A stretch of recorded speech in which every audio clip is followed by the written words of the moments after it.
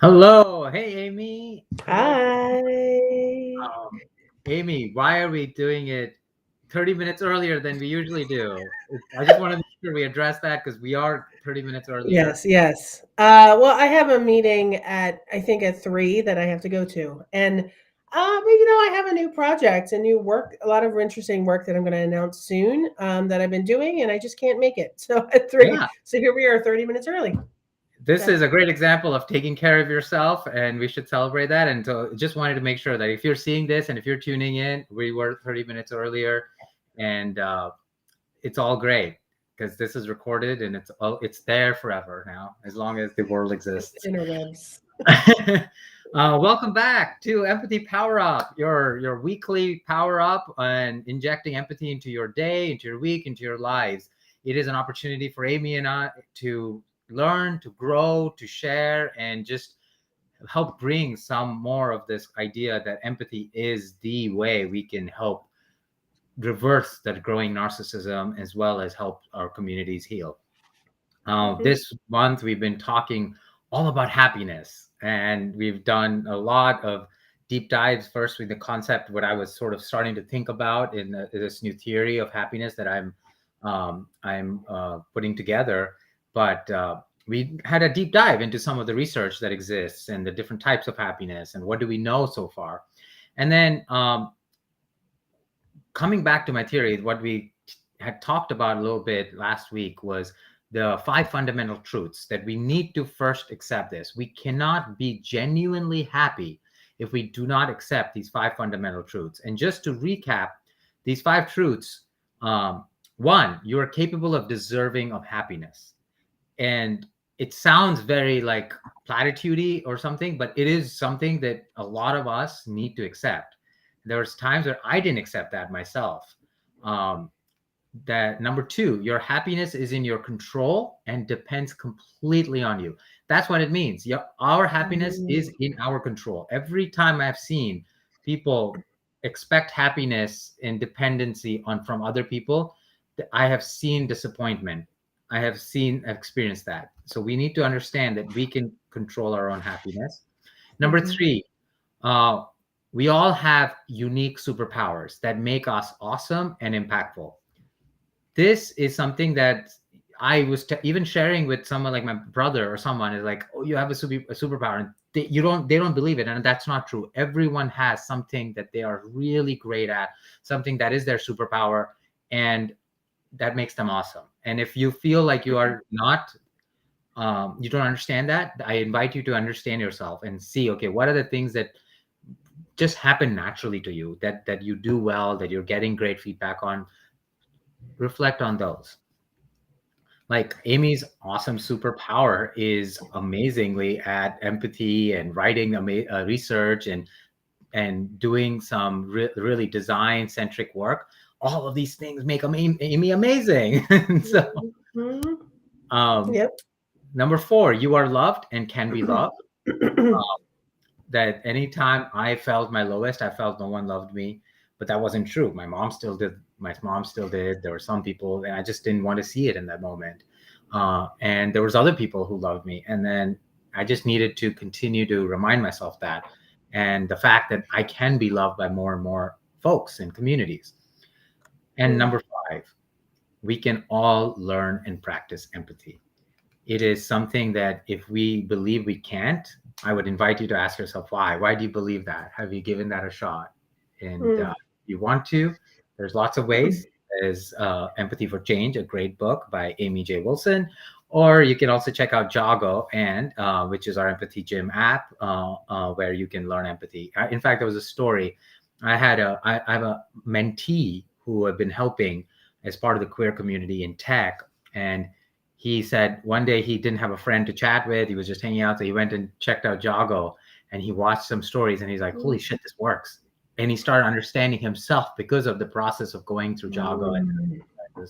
So it was really great to hear that. Anyway, so that was our recap Mm. and what we did.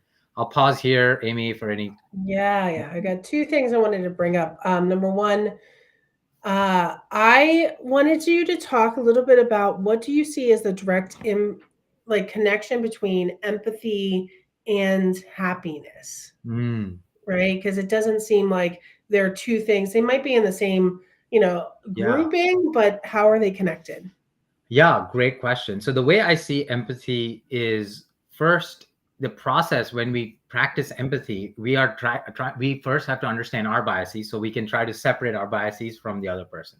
Hmm. So in that process, we learn more about ourselves. When we learn more about ourselves, we are more likely to seek out happiness in things that we understand that give us happiness and that make us happy. And when we are feel Mm. understood or we feel understood by ourselves, we feel more confident and happier. Number two is when we do practice empathy and we understand other people's perspectives or try to understand other people's perspectives and make them feel seen or heard, they reciprocate that back to you. You feel seen Mhm. or heard. So when we practice empathy, it resonates back to us. And other people, when other people feel seen and heard, they feel happier. They are more likely to be happy. And when you're surrounded by happier people, you are also happier. And so Mm. that is why empathy is so rooted in happiness in general. Mm. And Mm. I'll Yeah. use the example. I don't think my mom ever practiced empathy. It was sympathy. She loves lots of love and care and everything, but I noticed I never felt she was genuinely happy. And Mm. I just had recently a conversation. I was like, mom, there's a reason why I don't just like coming and visiting often, because we're not happy around each other. Mm. That's interesting. Interesting observation.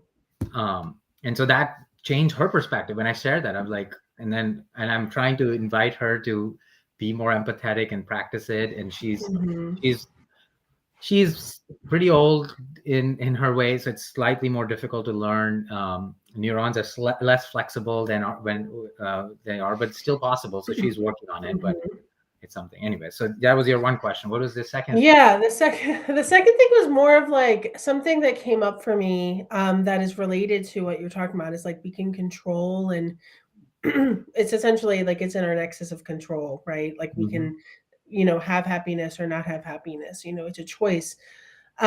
So I literally, one of my clients that I just had a session with today in a 4-part series, the theme today was our empathy deficit, but a big portion of what I was just talking about, and I some bonus material I'm sending to them, is the idea of the circles of concern, influence, and control.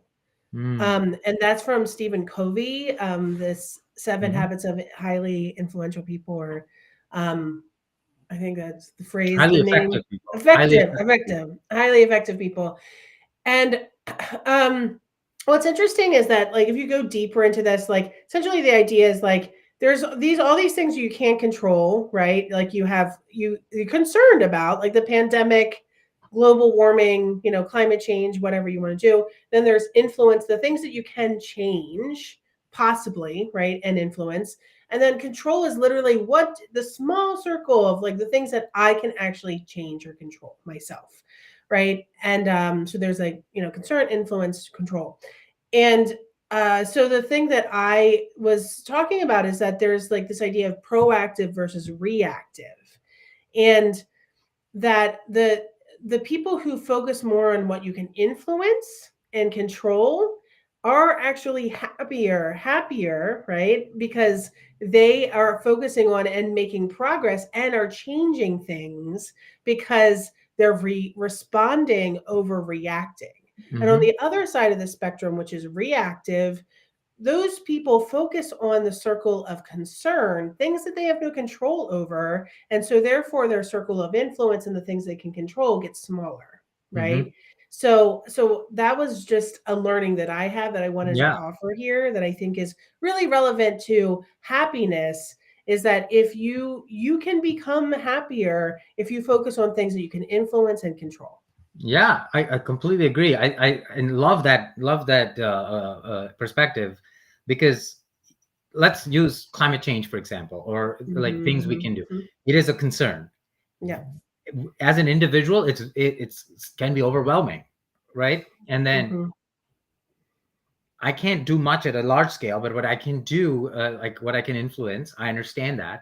And then the things I can control, like I've stopped using toothpaste like you get. I'm using now these bites, so that it comes in a bottle, and it Mm-hmm. no plastic involved at all in the shipping or any of that, right? So Mm-hmm. things that I can control. And now those little things I do are all around. Like even today, we're like, okay, it's time to find a sustainable shaving cream and things like Mm-hmm. that, like a process. And so those are the things I can control. And they give us, like, when we're using them, we don't feel guilty. We're like, okay, now this is something that I'm the little thing I can control and do. And so little by little, all of those things add up. So love Mm-hmm. that. Yeah. So Yeah. yeah, so today I wanted to talk a little bit about what two topics. One is, what is genuine happiness, and then this Mm-hmm. idea of this.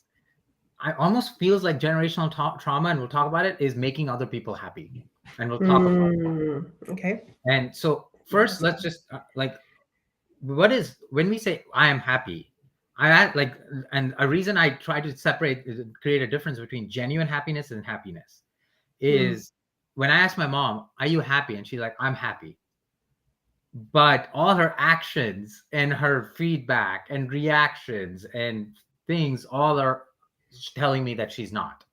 Mm-hmm. Mm-hmm. So that is something. Maybe it's an awareness thing. Maybe it's just a self. I'm happy. I'm happy. You're telling yourself, and that's what you like. I used to do is when I was feeling so down and lonely and alone and excluded and rejected. I would tell myself, "Be happy with being alone. Be happy with being alone. Be happy with."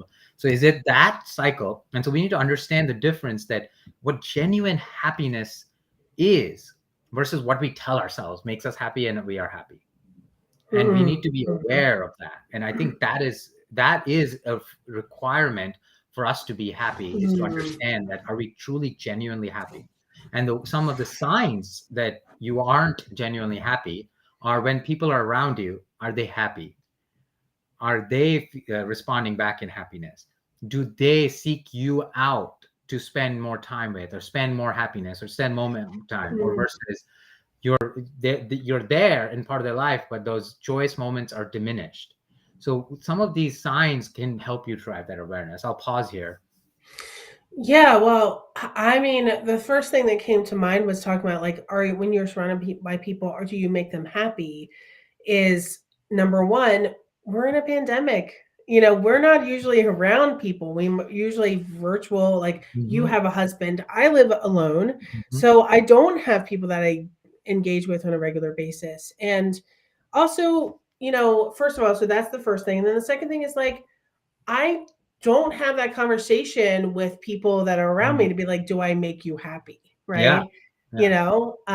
So what are some things that we could, as individuals, make this kind of lean into this piece where, how are some indicators that shows that Yeah. internally we're happy? Yeah. So first is, are you expecting happiness from someone else?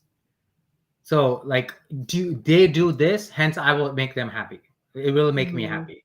So, Mm-hmm. an example is, if you pray this way, that will make me happy. If you Mm-hmm. don't drink alcohol, or drink alcohol, or if you eat meat or don't eat meat, or if you behave this way, then it'll make me happy. It's a happiness Mm-hmm. dependent on others and expected from others. That is Mm-hmm. a sign where that is not genuine happiness. That Mm-hmm. is a sign of, I want you to do what want you to, what I want. and Okay. and and so that is one of those signs. And so what we can do, thanks for sharing, like, you live with yourself, and you're not closely surrounded by people, other than when you meet people in for coffee, or Mm-hmm. whatever, like online experiences like this.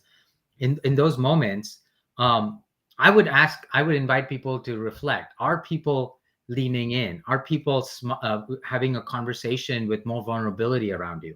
Are people feeling safe with you? Are people sharing their happy moments, like, "Oh, I did this really awesome thing," and all of these things?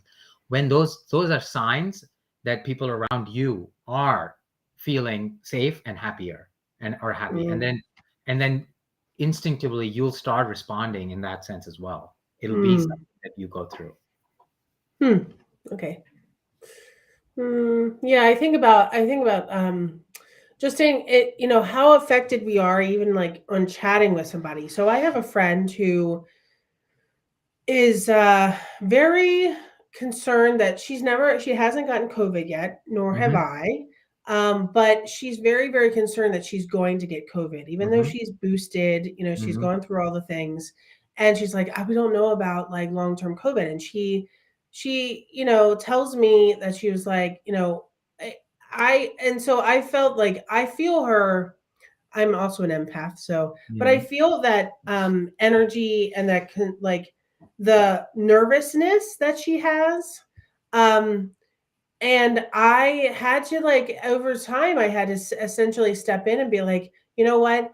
I don't want to live my life in this sense of fear that I'm going to get something, like it's much different now, having being boosted than it is, when you're, thinking Hmm. in a bigger way of like not being boosted and, still combating this. So, and chances are things are going to be really mild. So it's essentially being like, there's times I'm thinking about like when happiness is concerned, like I'm standing up for my own happiness and then being like, I am, this is what I want, right? And I'm going to choose to live my life according to this way that I want to do. But it's very, very hard when the people you're closest with really Mm. do put this kind of in, mindset out there, and they do influence you, Yeah, right? yeah, And happiness is really, it comes down to us, right? It's like, how can I influence the world around me, right? That yeah, are really around me. yeah. So, yeah. I understand. Thanks for sharing that story. We are very similar, Paul and I. We're like, we don't want to get the virus. We don't know what long COVID is like, and all of these things. So we have those concerns as well. But what we did is, okay, we're boosted. We're done all of that. We're gonna wear an N95 mask, and I'm gonna go to spaces where I don't have to take those off. and Mm-hmm.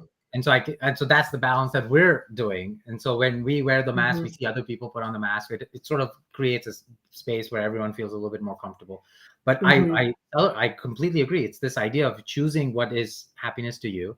I have friends who live down the block went on the big cruise that was right now, and like with the 5,500 people on that ship, and Mm-hmm. and they had a big time and seemed like everything went out safely for us, at least currently as we know. But similarly, it's like, do what is comfortable to you, that gives you that sense of safety, and it's back to you. Mm-hmm. Yeah. We'll tee us off for the next time, but just to Mm-hmm. tee off, an invitation to ask yourself this whole concept: do I make you happy, or did I make my father, like this concept of making your parents proud or making them happy by what you do. And Mm-hmm. it's something that we see in movies, we see in all these things, like, oh, I did this to make my mom happy, or my dad happy, or my grandfather happy, or proud. Mm-hmm. And this idea, and it's like, it's it's usually inclined around the idea that we are doing something we don't really want to do, but we're doing it for them. Or even if it's something we want to do, we're doing it for someone versus doing it for ourselves. Mm-hmm. And so I'm Okay. inviting that reflection, and we'll dive deeper into that next week as we talk about that and happy moments. Because right now we're Mm-hmm. at time, so I wanted Yeah. to Yeah. wrap it up in a Absolutely. nice, because this is a good bow we can tie it up on, and then we'll come Mm-hmm. back again and talk more about the Absolutely. concept of making other people happy, and how do we break down happy moments.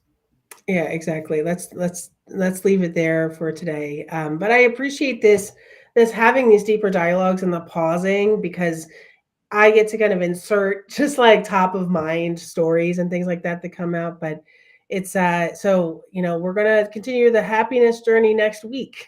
So that's gonna be exciting. So I'm looking forward to talking to you more then. Yeah. See you, Okay. everyone. Take care. Bye.